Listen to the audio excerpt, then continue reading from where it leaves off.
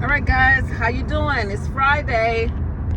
Excuse my twitching and sniffling, and just my eyes are just swollen right now because of this pollen. It is so thick, and I am just miserable. I haven't done a video in a while, and I've been having a couple people reach out to me, so I want to go ahead and do a video today. Now, again, my little disclaimer: I give you information based upon my experience, based upon things that I go through, things that I have gone through. This is for educational purposes only. It doesn't mean that you're going to go through these same things, but if you're in business long enough, it's a great possibility that you will. I give you information not to discourage you, but to be honest with you, to let you know the good, the bad, and the ugly, because it needs to be said. A lot of times people get into this business and they go by what they see. And people are trying to sell you stuff and they're not really being honest. Well, I'm being honest with you because I've been in this business for a long time, and I wish I would have known some of the stuff that I know now, and I would have made some different decisions. So first of all, when you do a residential care home, it is a 24-hour business. It does not turn off. Okay, it's not like a private home care or home care business, and where you go to someone's house, you perform the services, and then you leave and you go home to your own place. Well, a personal care home, it depends on the size. You can either be a live-in, you can live in your personal care home, or you can hire people into your personal care home to work for you. But if you're small, when I say small, I mean 3 or less. A lot of time, if you're not getting $2,500 to $3,000 per client, you're going to end up working the business yourself. Okay, and so you need to realize that. All right, now another thing is that it is 24 hours, so that means that you don't get off unless you take time off. You know what I'm saying? When I'm off, I still get calls, even though I have someone that lives in, even though I have staff. If your clients connect with you, they want to deal with you, the provider. And my residents, they connect with me. I mean, they connect with the staff that I have, but it's still not the same. So I have a good relationship with my clients, and so they call me. They don't think that I need to have time off. You know, they be like, oh, they just feel like I cannot be replaced, you know. And so and they're there all the time, so they see the staff, they see what they do, what they don't do. And if it's not their business, they're not going to do what you do. I'm going to go over and beyond for my clients because they are paying me, and I want to make sure that they're happy. So I'm looking for someone. So I'm going to go over and beyond. That's just the way that it is, because they are my clients and they are who I work for. Even though I have my own business, okay? I still work for them. And you have to treat it as such, that you work for them, okay? And again, guys, please excuse me. I am just kind of miserable right now because of this pollen is horrible.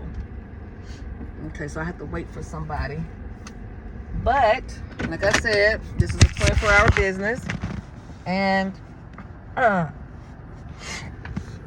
so even when I'm actually physically off from my facility, I'm still working, because my phone, I don't turn my phone off. I am a accessible provider. So that's one thing. All right, another thing is that I always say that you don't have to have experience to get started, because I ultimately am a business person.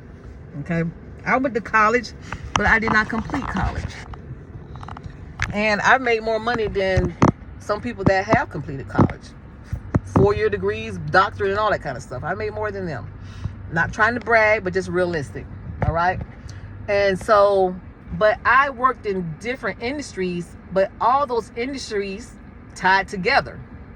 What I mean by that is, okay, I worked in the insurance industry, where I worked with health insurance, I worked with auto insurance, and so I had that insurance background. Okay, in fact, I started in insurance. Then I worked in the education system, I worked in the school system with special needs. Okay, I was a parapro and a 101 parapro for special needs children. Okay, so insurance industry, education. I worked in the hospital. I worked in the emergency room, and I also worked in outpatient. So I have that experience working in the emergency room, seeing all the trauma and different things that go on. I worked in outpatient, so I knew how to transcribe orders. I knew how to do labs, x-rays, those things. So all those things tie into together. Also, I worked in a nursing home in the office. I didn't do the CNA stuff. I didn't do the domestic stuff. I worked in the office, in the bookkeeping. So again, I worked with insurance. So I knew about, third-party insurances, Medicaid, Medicare, when to bill, who's going to be secondary, primary, and all that. Okay? And that's important. Okay, so I worked in all these various industries. Then I worked in, I actually started the personal care home in Florida, which is called Adult Family Care Home. Where am I at? I'm at 6 minutes. Okay. So I got into that field. So all of these things, all of these industries that I was in, it ties together, because you may have to call insurance companies regarding your residents' insurance to see who's going to be primary, who's going to be secondary, so that you'll know how to bill or how the doctor will need to bill. And so you'll need to, having that background helped me. So even though I say, yes, you don't have to have experience per se into operating a home, but it does help with the industries that you were in before you may start. Okay. And when I say you don't have to have experience, you don't have to be a nurse. Now, I learned some medical terminology along the way with me being in the different industries, and but you don't have to be a nurse. You hire those people for that. And so when I say, don't just get discouraged, don't be like, oh, I don't have experience. The experience helps, but it doesn't deter you from doing this business. You have to have a passion for people. You have to be able to be flexible, because this is a flexible business. You have to be able to multitask. You need to be professional. You're going to be dealing with doctors, attorneys. You're going to be dealing with a lot of families. You're going to be dealing with a lot of different people. So you need to be professional. Okay. You can't, when you have a disagreement with somebody, whether it be the resident, whether it be the family member, you want to handle that in a professional manner. So there's a lot of different skill sets that you have to have in order to be successful in this business. You can't just say, oh, I want to do a personal care home or a residential care home, and because I took care of my mom and my dad or my grandmama. It's a lot more to that. Okay. So that's why I'm here to tell you the good, the bad, and the ugly. And I tell you stuff honestly, not sugarcoating it, not holding nothing back.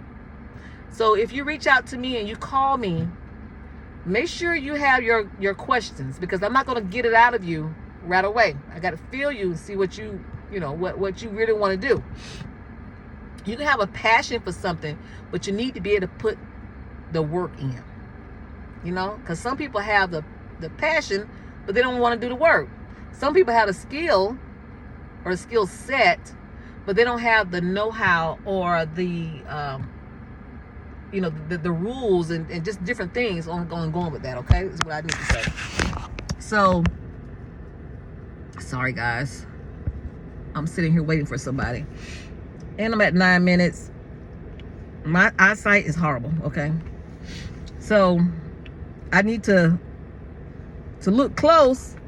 I have to take my glasses off, and to look far away, I have to put my glasses on. So anyway, I'm really not feeling good. So I am going to end this video, and I hope that it will help someone in deciding if they want to move forward in this business. And I don't ever want to discourage you again. I encourage it, because it is a need, especially now. We're in a time where we don't know what's going to happen. So there's definitely a need, and it's always going to be a need. Okay. Sorry guys. So again, like, subscribe, forward my videos to someone who you know may need this information. All right, take care, guys. Until next time, I'm just saying.